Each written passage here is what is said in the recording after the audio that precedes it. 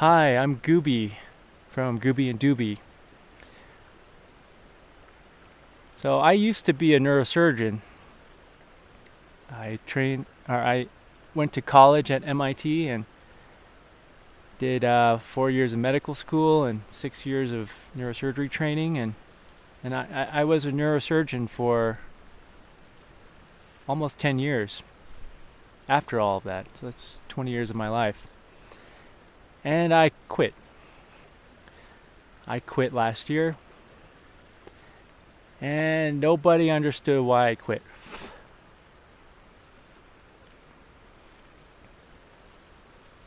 Uh, People would ask, but you know, a decision that involves 20 years of your life, you can't really answer in a couple minutes, and most people don't have time to sit and listen to a 10 or 15-minute story or however long it takes to explain why someone's doing something that most people would never do, and they don't really understand why I would do that. So that's why I'm making this video. First, to help sort my own thoughts out about the whole thing, because there's a lot of factors, but also to maybe help somebody else who's in a tough spot. If they're in a tough spot like I was, maybe hearing my story will help them get out of that tough spot. I'm gonna put my hood on because there's some mosquitoes out here, so I can think without being distracted by them. So I became a doctor to help people. And I remember at the beginning of medical school, when I was just starting, there was a ceremony, and we all took a Hippocratic oath. And I remember there was one of the older faculty docs, and he said that your job as doctors is to relieve suffering. It's not to do a surgery or give a pill. It's to relieve suffering.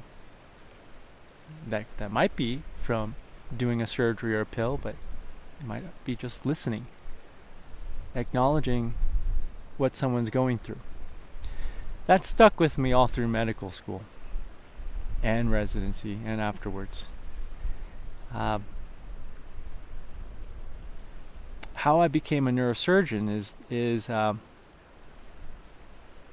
I've always been interested in how the brain works, how consciousness works, how our brain and body is able to perceive this mountainside, the stream that's nearby. We have so many choices in life. Like, is there such thing as a good life? And if so, how do you live that? Those are all questions that I was curious about, and that led me to be curious about the brain. And at that time at my medical school, there were some researchers, and they still are working on this, working on connecting brains to computers through a brain-machine interface. So this was like science fiction, like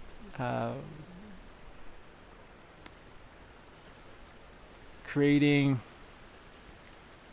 a robotic arm or leg that's controlled by a person's thoughts. That was really interesting to me, and there were people working on that. And so I wanted to go into neurosurgery and learn about that and do research on it, and maybe one day do a surgery like a Luke Skywalker replacing his arm kind of surgery.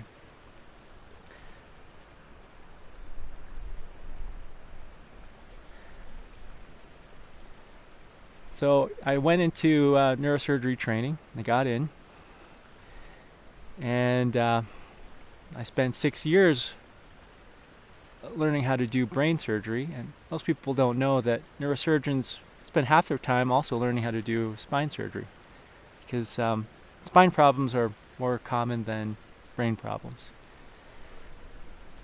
So I spent 6 years learning how to do both brain and spine surgery, and I did some research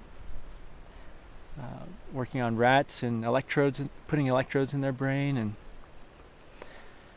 and I was slated to go up to Toronto to work with the guru of brain-machine interfaces. But as I did more research into the problem, I found that this dream of being able to give people robotic arms or legs, I don't think will ever happen.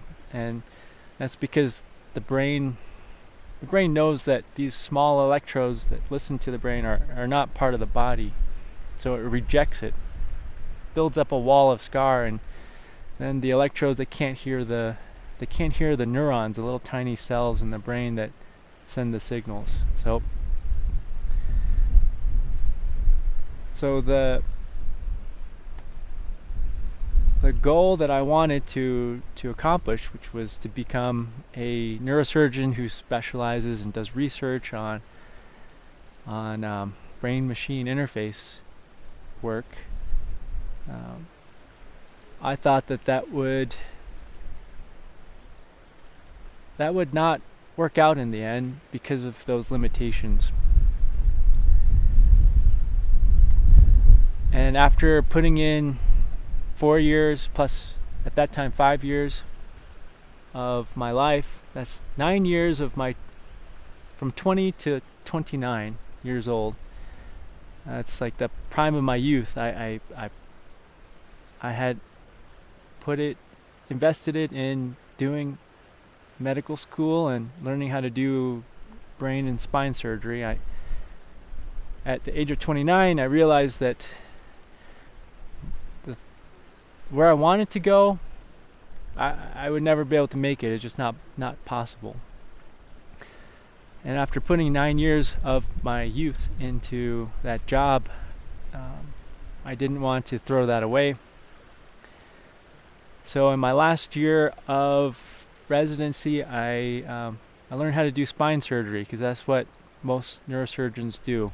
It's the most common thing. It's what a regular neurosurgery job is fixing people's worn out necks and backs. And I had good teachers to do that, and I graduated, and I got my first job, and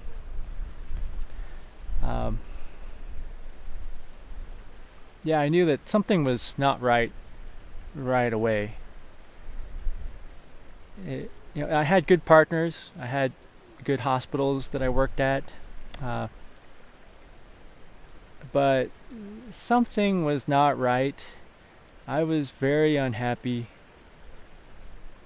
And on the surface, it didn't make sense. I was getting paid very well. It was a very well-respected job. I had good colleagues. I had good support. But I was the most unhappy that I've ever been. And I couldn't really figure it out for a long time. I had gotten married just before getting the new job, and that's the best decision I've ever made. My wife is so understanding and supportive.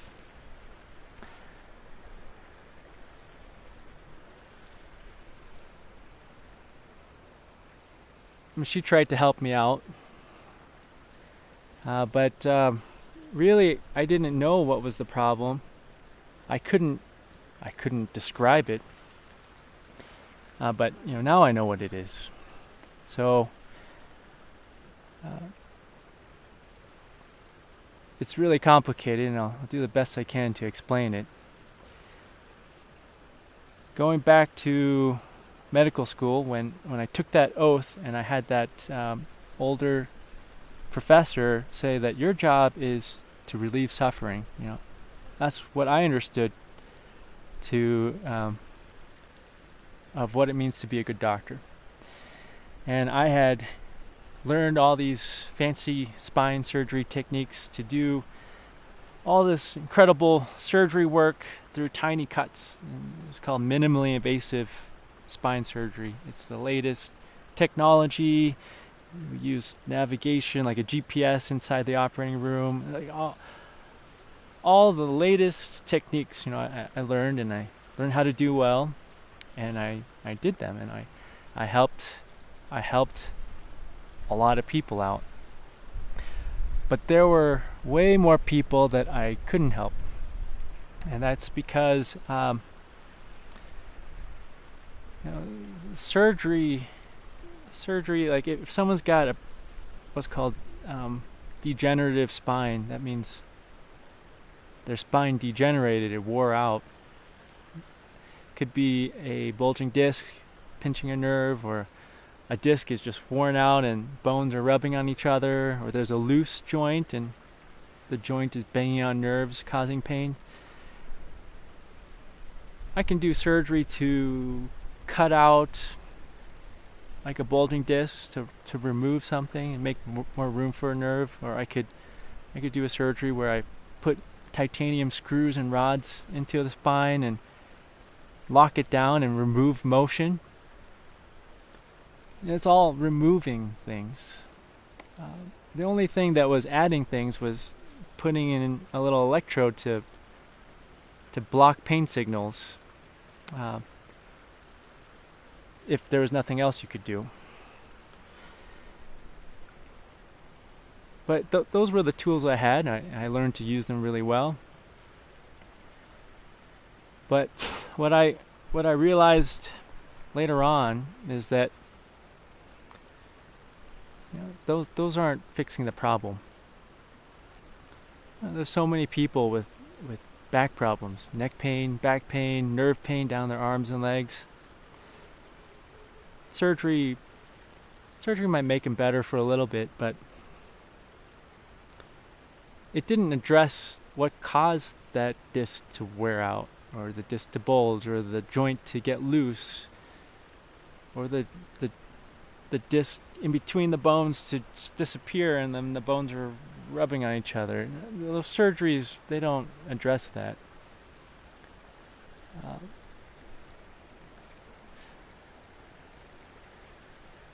So what I was doing,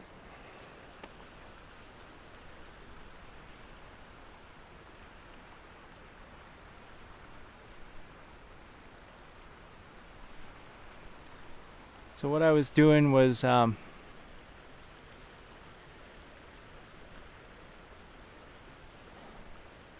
there's a lot of mosquitoes.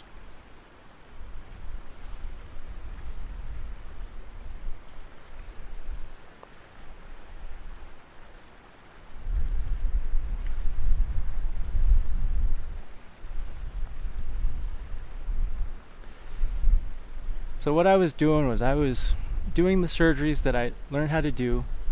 I was trying to help people, but these surgeries, they weren't fixing the problem. They would help some people feel better.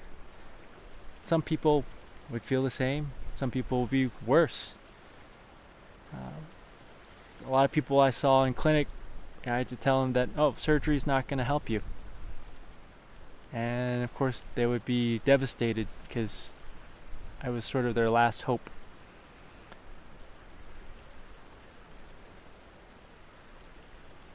That all weighed really heavy because I thought I was going to relieve suffering.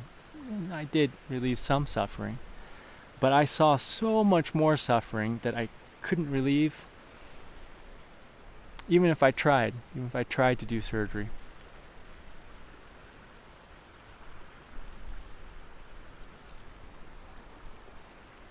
I'm going to change the battery.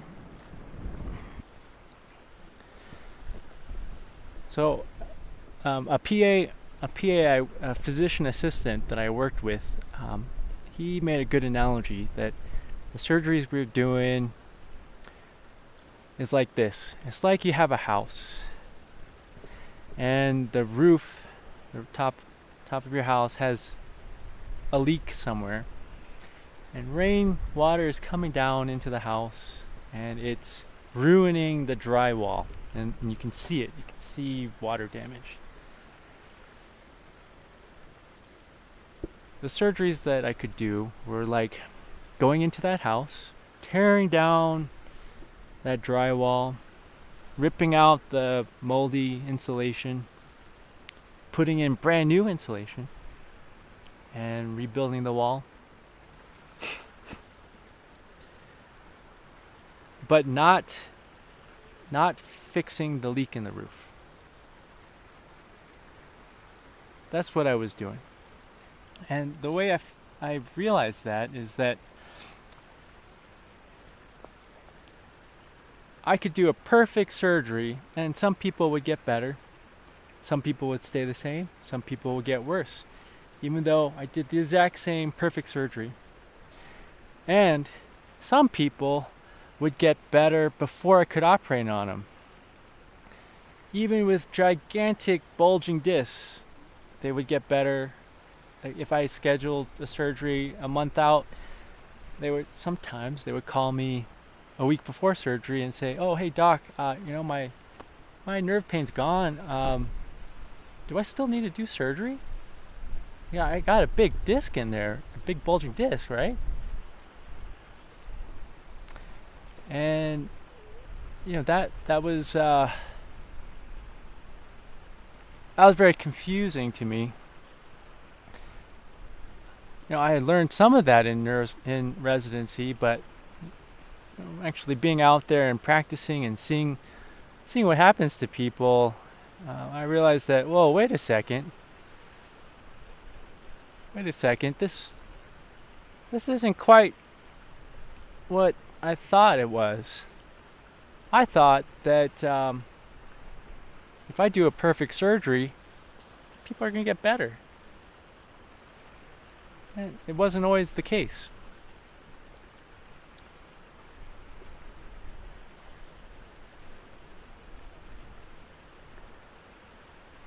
So over the 9 to 10 years that I was a neurosurgeon, it really bothered me. I felt that wait, there's something missing here. My surgeries they don't seem to be addressing what's causing people's health problems in their spine. I mean, they sort of do, but not in the way that I thought. Not in the way that I thought when I was training. And so over 9 years, I did everything I could try to figure out, how do people actually get better? And how do they get worse? And I had help along the way. I had a really good partner who was a pain management doc at my first job, and he really clued me into a lot of the things I'm gonna explain here. But I just started asking patients like everything I could think of. What do you normally do? What's your job? What do you eat? What do you drink? Do you smoke? Do you illicit drugs? Do you have a lot of friends? How's your family? Are you stressed out? Do you sleep well? I just would ask all my patients just kind of this whole bunch of questions about their life. And what I found was that patients that did certain things would get better, and patients who wouldn't do those things would get worse. Or that my surgery might help them out a little bit, but they would get worse after that. And those things that I saw were the following. It's people that got better, people that healed. They were doing the following, and not exactly, but in general. And this is my observation. They were having a diet. Well, diet seemed to be the most important. The food that people ate, and the liquids they drank. The ones that would heal up, they had a low salt diet. It wasn't really salty. And most of them ate mostly plant-based foods, like vegetables, fruits, whole grains, beans. And this is not like a vegan rant or anything. I'm not vegan. I enjoy a steak or sushi every once in a while. I'm just describing what I saw over 9 years of doing spine surgery. The people that got better were having a mostly plant-based diet. They weren't eating too much animal foods, and they were definitely not eating salty, and they would do things that would make them sweat, like exercise, being outside, hiking like this, going to a sauna, or they live in a warm place. They didn't smoke. They didn't drink much. They usually had a good social support, like loved ones, family members, children, friends, like a way to socialize. They would sleep like 8 hours every day. And they weren't stressed out, or if they had a stressful job or something, they found a way to be mindful or meditate or just be present and release the stress back into the universe. That's what I saw. And I saw that the people who did that, they would heal so quickly that I couldn't operate on them. I mean, sometimes I could, but if I was booked like 3 or 4 weeks out, a lot of times people that were doing that, they would heal before I could do the surgery that I thought would fix the problem. And the opposite was true. Patients that so they smoked like a chimney, they sat on the couch and they ate hot dogs all day, they had no friends, they were super stressed out, and they didn't sleep well. Yeah, those patients, I could do a really good surgery. I would get them temporarily better, but 6 months, a year later, the same part of their back would have a recurrent problem, or a different joint in their back would have a similar problem. And I would operate on them, and they might get better for 6 months, and then the same thing would happen. So it's the leaky roof problem.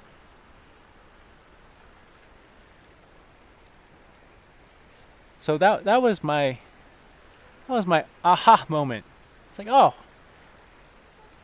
I know what's going on.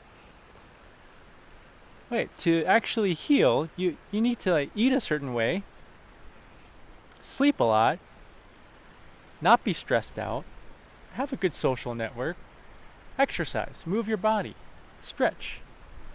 If you do all those things, you heal. And when your body heals, it doesn't just heal a worn out joint in your neck or your back. It heals everything. It heals the worn out joint in your neck, your back. It heals the skin problem. It heals your digestive tract problem. It heals your hair issues. when your body heals, it heals everything. And that actually became a huge problem. And let me explain why that's a huge problem.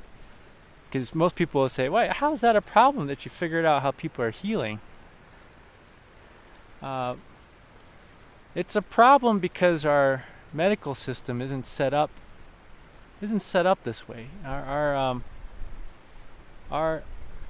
I'm not knocking any hospital or group that I worked with. I had the privilege to work with really amazing people in amazing hospitals, amazing institutions.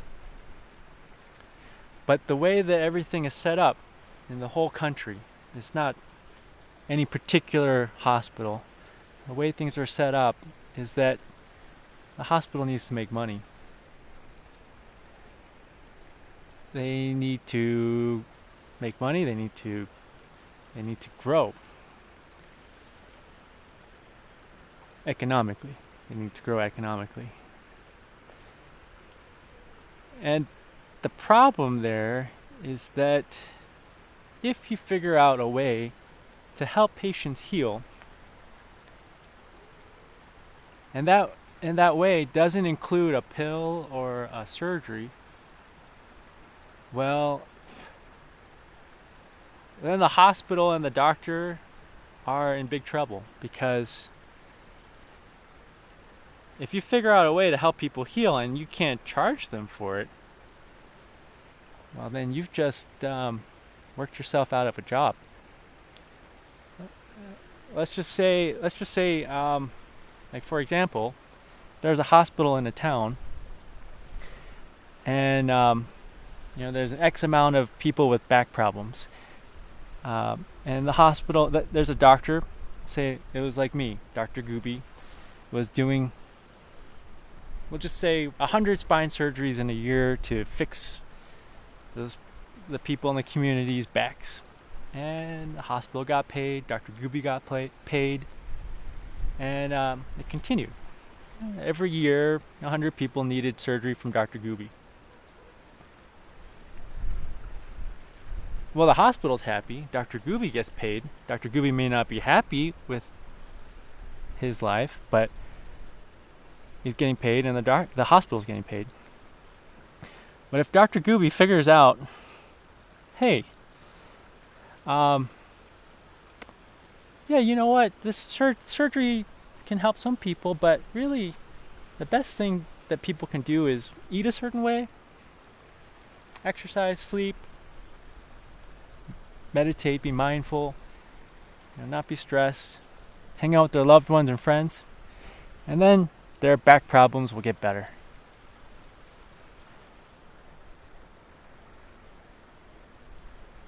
And if Dr. Gooby actually recommended that to his patients, and they actually did get better, well, it's a big problem for Dr. Gooby's paycheck and the hospital.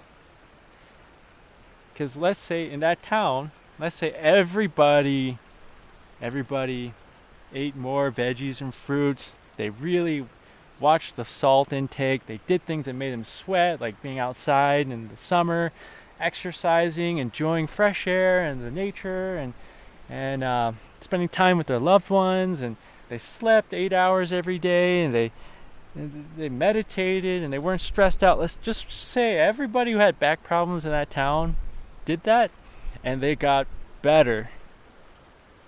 They healed. Then nobody needs spine surgery anymore. In fact, they probably don't need a lot of things anymore. And then Dr. Gooby's office is empty. And the hospital's operating room is empty, at least for Dr. Gooby surgeries. Now, I'm not saying that that's exactly what happened, because not everyone's going to do all those things that I talked about, but I had a lot of patients that did do those things, and they got better. I never had to operate on them, and they were very happy that they never had to be operated on, and they got better. The pain went away. And yeah, so that was what I figured out over 9 years. And I still did surgery because not everybody can do all those things I talked about. I mean, just practically speaking. And so I still did surgery, but I really felt like the focus of medicine wasn't in the right place. It wasn't in healing, it was in making money from surgeries and pills and images, whatever you can make money from. Again, I'm not knocking any particular place that I work. I work for very good hospitals. People have good intentions, but the incentives are not right in the whole system, this whole country's medical system. Probably not just this country, but most countries. It's not about prevention, it's about therapies. So yeah, once I figured out this problem, or figured out what was going on, it was a huge problem for me ethically. I was doing surgeries that I knew weren't fixing the underlying problem. They may be fixing the drywall and taking out the insulation and putting in brand new insulation and putting a brand new drywall and some pretty color of paint on the wall, but it wasn't fixing the leaky roof. And so I didn't know what to do. I was doing a job that I didn't believe in anymore. It was the way I was getting paid, and I don't know how to do any other job. At that time, my wife wasn't working. I was the only paycheck. We don't have kids, thankfully. It makes things a lot easier. We have Doopy, our doggy child, and she's 7 years old. But yeah, we don't have like a human child. And yeah, I was thinking, well, I'm the only paycheck. I need to keep working. I need to keep going to this job that I don't believe in anymore. And that tore me apart. I gained 40 pounds. I was really sad. I was really angry, frustrated, didn't have hope. I thought I was stuck. I was stuck.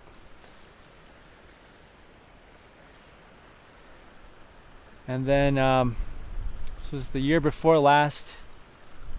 I was like, I don't know how I can do this for the rest of my life.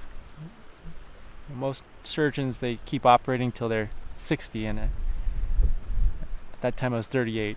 I was like, I don't know how I can operate doing surgeries that I don't believe in. Even though I can do them very well, and I can help some people out. I helped out a number of people, but it was a moral dilemma, or moral injury. I think there's the term moral injury. It was a moral injury, and it devastated me, and I kept going to work, and I kept doing my best to do a good job. But yeah, it tore me up inside. And I knew that if I kept going back to that job every day for another 20 years, I would die before 20 years. My body and mind and soul, they would have just broken down, and I don't think I would have made it. I wouldn't have made it to 60. So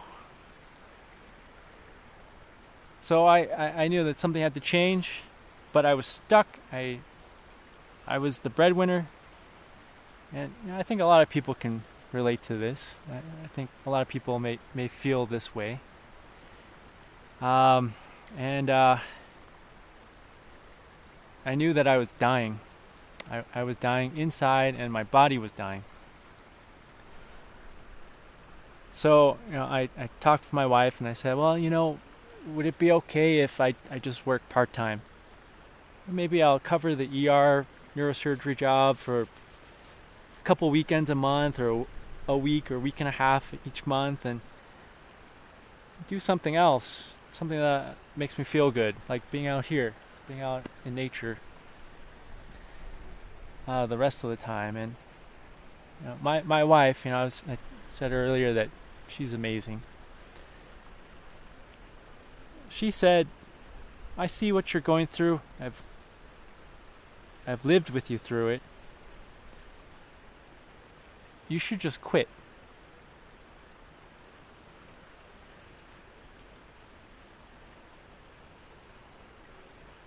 And I said, what? How can I quit? You're not working yet. She was going to school for a second career, and she said, well, we'll be okay. We saved up some money. It's not enough to retire, but it's something to live off of for a few years. Why don't you just quit? And I thought about it really hard, and I knew that I couldn't keep going back, but I didn't know what I was going to do instead for work. But I knew that I would die if I kept going back. So, with my wife's support, I went to my job and I said, hey, I can't do this anymore. I will do it for another, I think it was 9 months at that time. I'll do it for another 9 months until you can find someone to replace me, so that that hospital still have a spine surgeon. So I just worked another 9 months, and I quit. And nobody understood why I quit.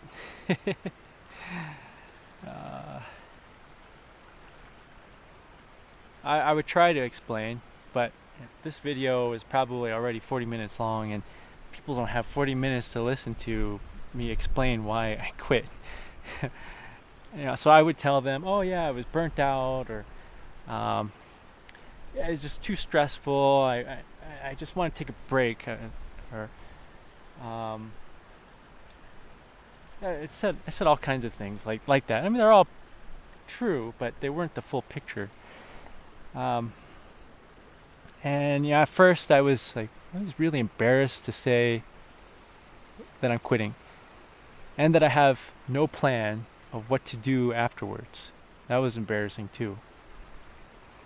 But after some time had passed, and a lot of people had asked me that question, and I told a lot of people I have no idea what I'm gonna do afterwards. It actually felt good. It feels good to not have a plan. It's freeing. Because I don't have a plan, I don't have to be anywhere. I don't have to do something at a certain time. And then I just kind of leaned into it. Someone asked me, oh, what's your plan? I said, I don't know. And I felt good about it. And I could tell they felt embarrassed for me. They felt uncomfortable, whereas I was feeling uncomfortable initially saying that. But yeah, over time, I just accepted. I know I can't do neurosurgery anymore. and I don't have a plan, and I'm quitting, and I won't have a paycheck. I got some money saved up, and I can live off of that for a while. But I've got to work again at some point. I can't retire. But yeah, no, I need to do this. I knew I needed to do this, and I did it. So that was last September. I quit. Haven't gone back. And at first, well, so this is, I think, what most people call a midlife crisis. I would say the crisis part was really the 9 years that I was super unhappy. That was the crisis. So I think that's what most people call a midlife crisis, is what I would say was those 9 years I was really unhappy. I knew something was wrong, and I knew I couldn't live like that, but I felt stuck. I felt stuck in that situation. Felt like I couldn't escape it. That was a crisis. Now that I've left, I haven't been this happy in my whole life. It does not feel like a crisis right now. I mean, maybe financially it might be a crisis at some point, but I've never been this happy before. Ever. It feels right. So what I did when I quit is I just walked a lot outside, because I had gained 40 pounds, like I said earlier, and I ate healthy. I slept a lot,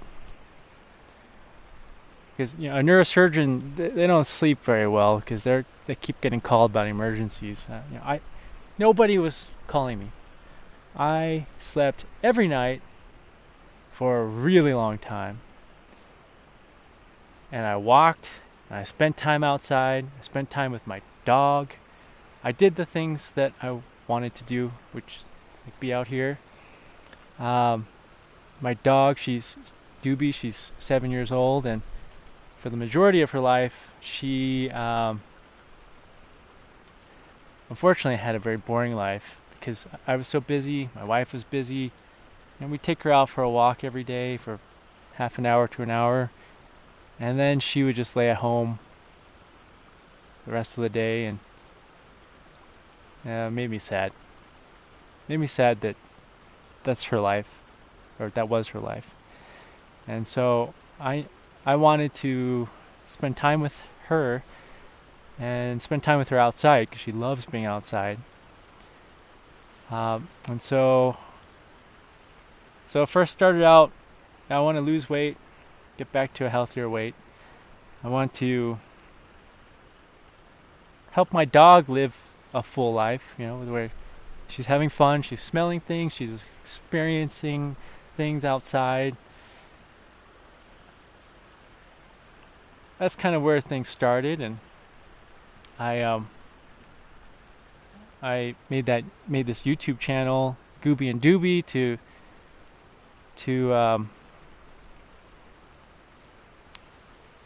record the experiences I have with Doobie, because she's not gonna live forever. If I live a full-length life, she's gonna pass away before I do. And I wanted to be able to remember the times that I've had with her, and so that's why I made this channel, and was recording our hikes.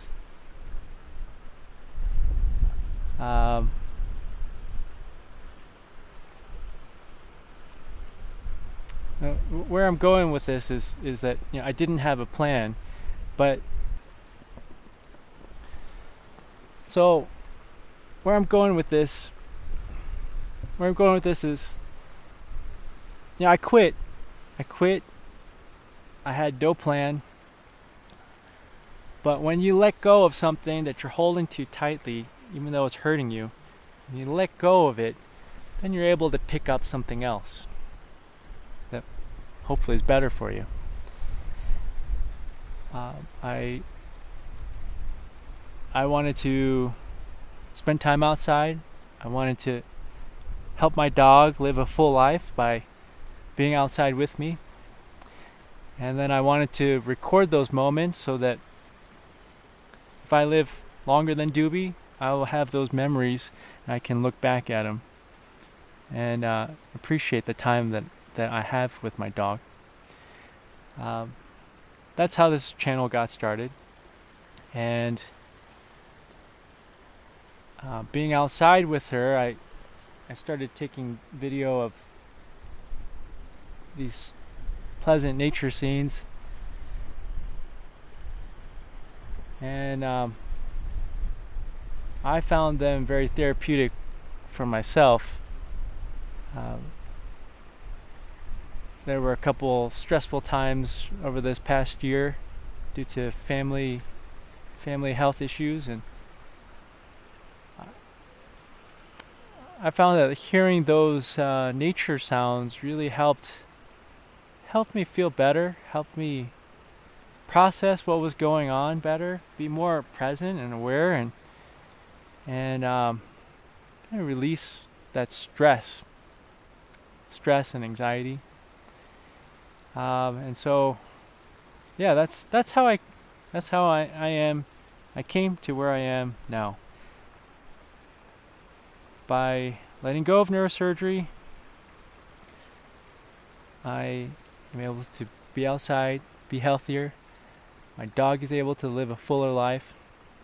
And I've figured out a way that I can help relieve people's suffering by sharing nature scenes with them.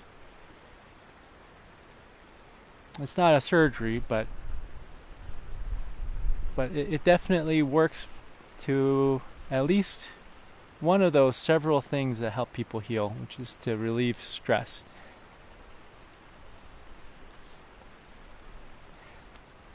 So, yeah, that's my story. That's how an MIT educated neurosurgeon got to the point where they're unemployed and out in the mountains by themselves.